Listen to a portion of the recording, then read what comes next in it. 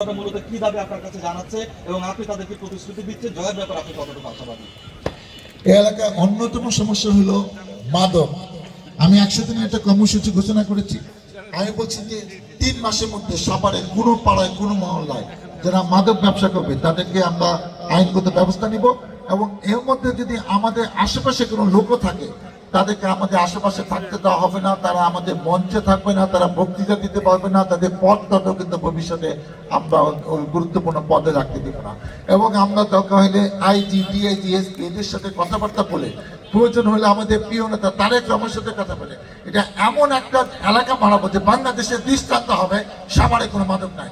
আমি 2 বার সংসদ সদস্য ছিলাম, আমি তো এমপি আগে হয়েছি, তাহলে আমি আবার 30 বছর পরে আবার আসছি মানুষের সাথে ভোট চাইতে। এইগুলো যদি আমি না করতে পারি, আমি সরকারি চাকরি করে এখানে আসছি, আমি বিএনপি সভাপতি ছিলাম, আমার পক্ষে যদি এই কাজ না করতে বাংলাদেশে কোনো ব্যক্তি আর এইসব কাজ করতে পারবে না। এটা আমাকে করতে হবে, এটা মানুষের 1 নম্বর সমস্যা।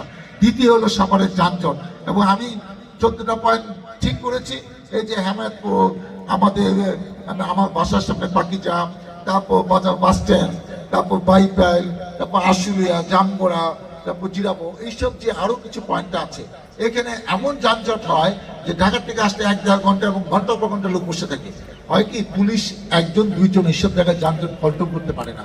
আমি ঠিক করছি একটা ভলেন্টিয়ার টিম করবো, কোথাও 2 জন 3 জন 4 জন এক্সট্রা দিব, তাদের আলাদা কাপড় থাকবে, সরকারের সাথে ট্যাগ করে দিব, তাদেরকে সরকার ট্রেনিং দেবে এবং পুলিশকে তারা সহায়তা করবে। প্রত্যেক জায়গায় যদি 4-5 জন থাকে, আমি শিওর এইভাবে এটা ম্যানেজ করা যাবে। তাদেরকে কোনো যদি অ্যালাউন্স দিতে হয় সেটা আমরা ব্যবস্থা করব।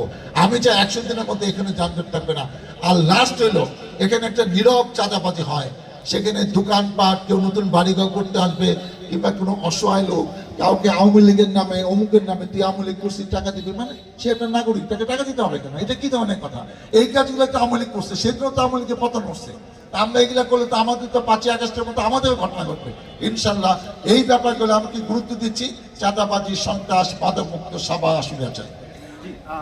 শুনছিলেন যে এখানকার যিনি বিএনপি প্রার্থী রয়েছেন তিনি বলছিলেন চাঁদাবাজি, মাদক এবং সন্ত্রাসমুক্ত সাভার করতে তিনি কাজ করে যাবেন।